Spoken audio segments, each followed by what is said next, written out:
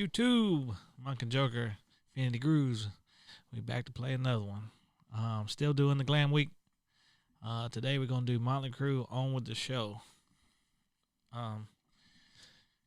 He's a big Motley Crue fan. Big Motley Crue fan. Love it. I like a lot of their songs. I'm not as huge a fan as he is, but I do like a lot of their songs.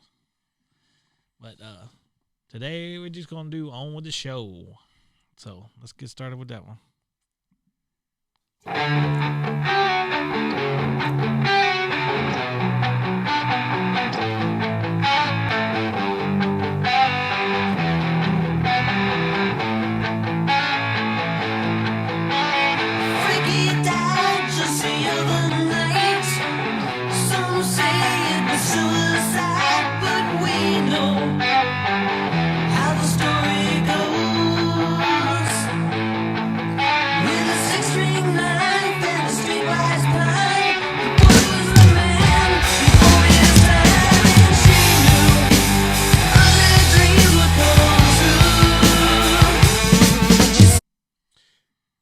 Just in case y'all out there wondering, Frankie was Nikki Sixx's his birth name, and this was talking about. Frankie died. He decided to change his name from Frankie to Nikki, and it's kind of what he's talking about here. And I loved how it come in, where it's got that like basement sound, like this was recorded in a basement. It's got that sound. Yeah. I've heard this song before, but it's always weird to me where the drums kick in. Yeah. That's what caught me pretty. I mean, 'cause it was odd. It was, in my opinion, it was so odd that it was actually pretty cool because how late it came in. It was just like it came in right in the middle, like disorganized chaos. Yeah, usually they'll sing that little verse and then the drums will kick in. Well, he was still singing when the drums kicked in. It's something different, Well, let's go on with it and see what it's going to take us. He was fast, he was too fast to know. He wouldn't go slow until people knows. And she knows he better come too close. And now we should, going on with the show. Come on, baby, I know. Oh, now we should, going on with the show. Come on, baby, I know.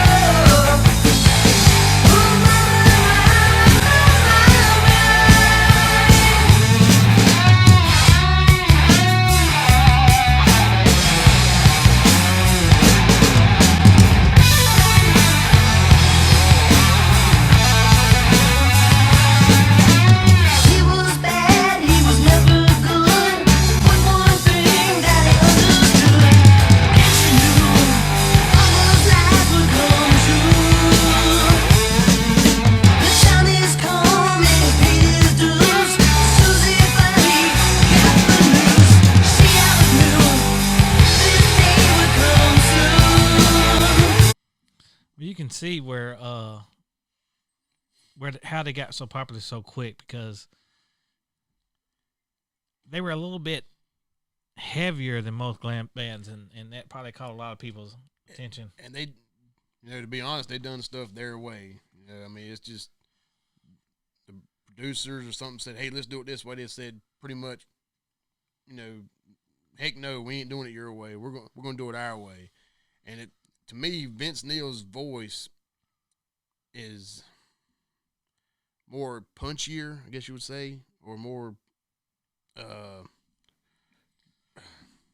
Well, they did something with his voice because live in concert, it's horrible. Yeah, I mean, but when he's on these records, he sounds good. I mean, he's perfect on these records. I mean, from point A to point B, there might have been one record in there that wasn't the best in the world, but that wasn't just because of him. It was because the whole chemistry of the band was different. But yeah, I don't know what happens live in concert. Everything they sound good, but when his voice live is just not as clear and as I don't know. Yeah, it's just not as good. The first time I saw him in the early 2000s, I think when they first got back together, first started touring again, his voice actually sounded good. And I'm not sure if it was in shape, he had to be in shape or something, but the last 4 or 5 times I seen him, it was mediocre. But the show was awesome. I mean, don't get me wrong. I mean, I'm diehard, but the show was awesome. It's just, I mean, it is what it is. Some people sound good live and some of them don't. And everybody knows that. If you've been to concerts, you know the people who still sound good live and the people who, like, yeah, you could tell they had some effects. Yeah. And to me personally, this album, you know, this was on Too Fast for Love. It, to me, that's the best album, you know, lyrically, you know, music wise, because it's just starting out and it had that more aggressive feel because actually it was recorded, I think, in one day in a basement.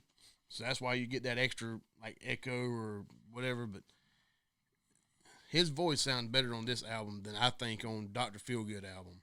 That's just me personally. I mean, people just love Dr. Feelgood album because it's their most well known. Let's keep it going.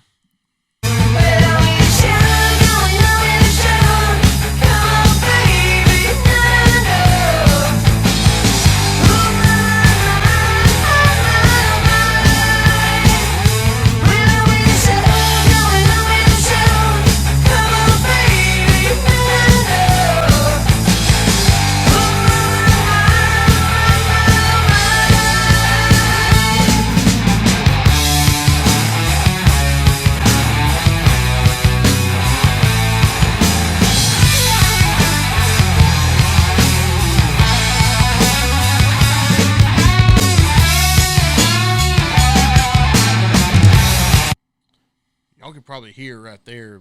Mick Mars has got his blues background, but he changed it to fit Motley Crue's style, and he's just an awesome guitarist too. How much older was he then?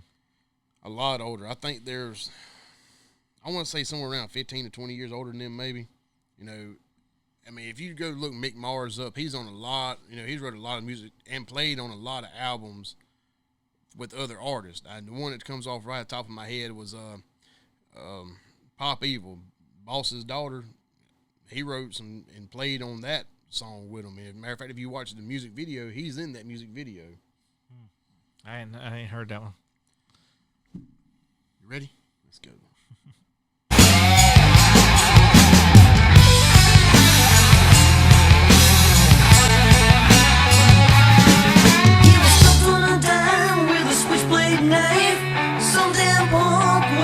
Frankie's life, and she knew she'd have to pull through.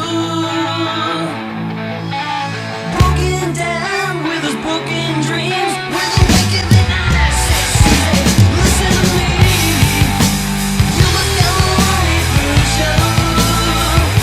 Go away the show, go away the show, go on baby, no, no, no.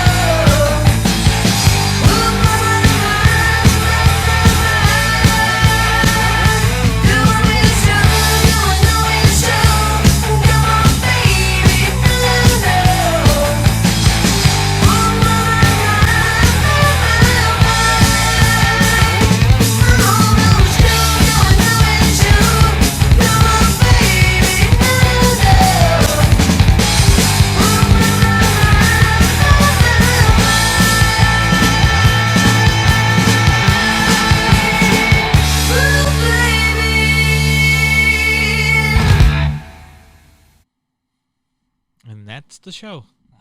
That's it. Show's over. Done. Go ahead, pack stuff up. Let's go. Yeah, I like this song.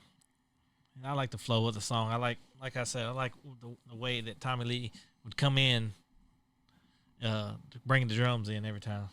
Yeah, I mean, Tommy Lee is a phenomenal drummer also. I mean, from seeing him play with his, you know, doing his stuff with Motley Crue, then do, you know, Methods of Mayhem and his own stuff, and then his solo act. That was different, but, you know, people give him a hard time because it wasn't Motley Crue, and all of them were the same way.